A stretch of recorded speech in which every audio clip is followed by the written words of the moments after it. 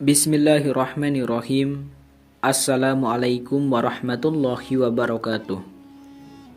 Syukur alhamdulillah kita masih diberikan begitu banyak kenikmatan sehingga kita bisa bertemu di channel yang insya Allah barokah ini. Marilah kita senantiasa bersolawat serta salam kepada junjungan kita Nabi Muhammad sallallahu alaihi wasallam. Allahumma sholli ala Sayyidina Muhammad wa ala ali Sayyidina Muhammad. Doa dan harapan saya, semoga saudaraku semuanya selalu diberikan kesehatan, dilapangkan rezekinya, diampuni dosanya dan dipanjangkan umurnya. Amin ya rabbal alamin.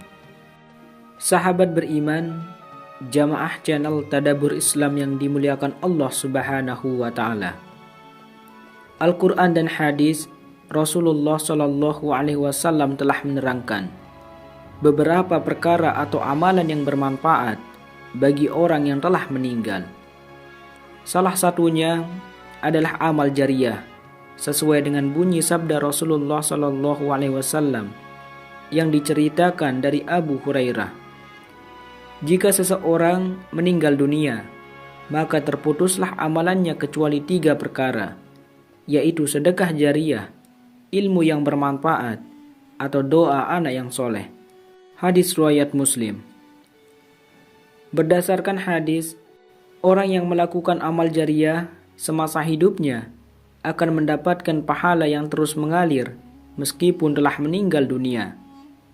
Selain amal jariyah, beberapa dalil Al-Quran maupun hadis juga menyebutkan perkara yang dapat memberikan manfaat bagi orang yang sudah meninggal.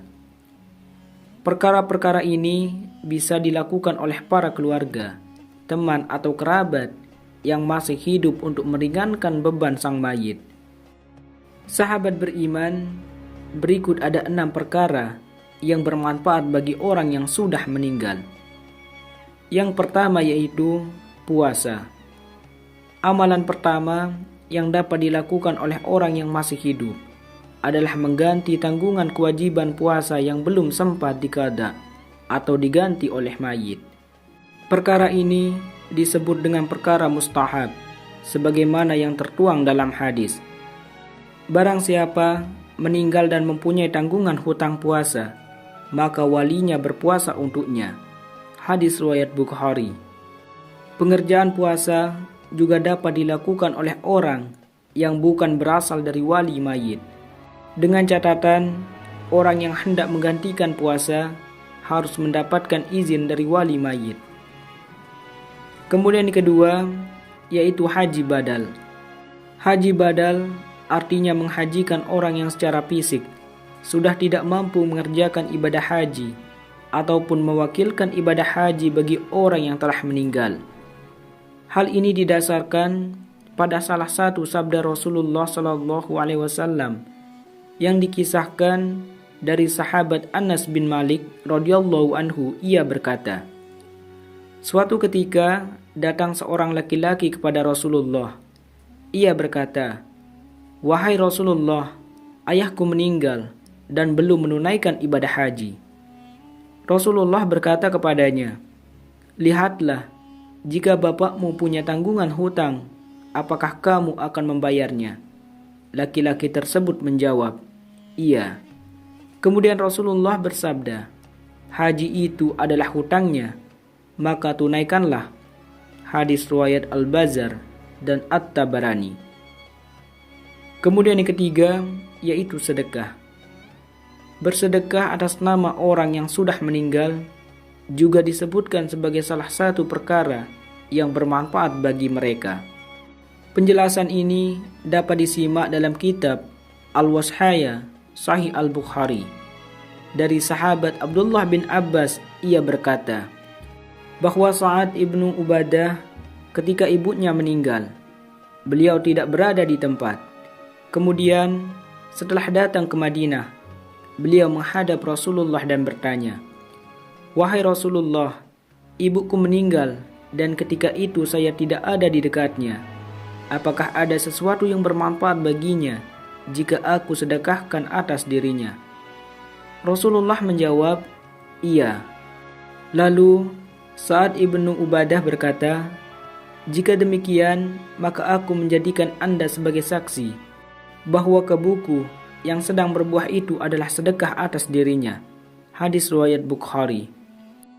Kemudian yang keempat, menunaikan hutang. Hadis lain juga menyebutkan bahwa melunaskan hutang yang ditinggalkan oleh orang yang meninggal menjadi amalan yang bermanfaat bagi mereka. Saat itu, Rasulullah hendak menyolatkan jenazah yang baru saja meninggal. Kemudian ia berkata, "Mungkin atas teman kalian ini ada tanggungan hutang." Mereka menjawab, "Benar, ada 2 dinar." Maka Rasulullah pun mundur, tidak mau menyolatkannya. Lalu salah seorang dari mereka, Abu Qatadah, berkata, "Wahai Rasulullah, 2 dinar tersebut aku siap menanggungnya." Kemudian Rasulullah berkata, "2 dinar itu menjadi tanggunganmu dan dalam hartamu, serta mayit ini terbebas dari keduanya." Yang dilanjutkan dengan menyolatkan jenazah tersebut. Hadis riwayat Ahmad, Hakim, dan Baihaqi. Kemudian yang kelima, doa dan memohon ampun atau beristighfar.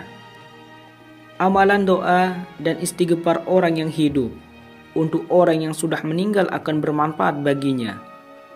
Dalam sebuah hadis yang diriwayatkan dari sahabat Abu Sa'id Al-Khudri, Rasulullah bersabda, "Pada hari kiamat, seseorang diikuti kebaikan sebesar gunung. Lalu ia bertanya, 'Dari mana aku memperoleh semua ini?' Dikatakan kepadanya, 'Dari istighfar anakmu untukmu.'" Hadis riwayat At-Tabarani. Penyebutan anak dalam hadis tersebut tidak terbatas pada seorang anak dari mayit saja. Namun, semua orang muslim dibolehkan saling mendoakan, sebagaimana telah Allah firmankan dalam surat Al-Hasyr ayat 10. "Dan orang-orang yang datang sesudah mereka, Muhajirin dan Ansor, mereka berdoa, 'Ya Tuhan kami, ampunilah kami dan saudara-saudara kami yang telah beriman lebih dahulu dari kami, dan janganlah Engkau tanamkan kedengkian dalam hati kami terhadap orang-orang yang beriman. Ya Tuhan kami, sungguh Engkau Maha Penyantun, Maha Penyayang.'" Quran Surah Al-Hasyr ayat 10. Kemudian yang keenam, membaca Al-Quran. Membaca ayat-ayat Al-Quran untuk orang yang meninggal telah dijelaskan Rasulullah SAW dalam kitab Al-Fawaid. Dari Abu Hurairah, Rasulullah bersabda, "Barang siapa memasuki areal perkuburan lalu membaca Al-Fatihah, surah Al-Ikhlas, surah At-Takasur, kemudian ia berkata, 'Ya Allah, aku telah jadikan pahala bacaan Al-Quran tadi untuk para ahli kubur dari orang-orang mukmin laki-laki dan perempuan,' maka mereka akan memberi syafaat untuknya kepada Allah." Hadis riwayat Abu Al-Qasim. Sahabat beriman yang dirahmati Allah, itulah 6 perkara bermanfaat bagi orang yang meninggal. Semoga ini bermanfaat untuk kita semua, dan semoga siksa kubur yang diterima dapat diringankan dan membawa mereka masuk ke surga Allah Subhanahu wa Ta'ala. Amin ya Rabbal Alamin. Wassalamualaikum warahmatullahi wabarakatuh.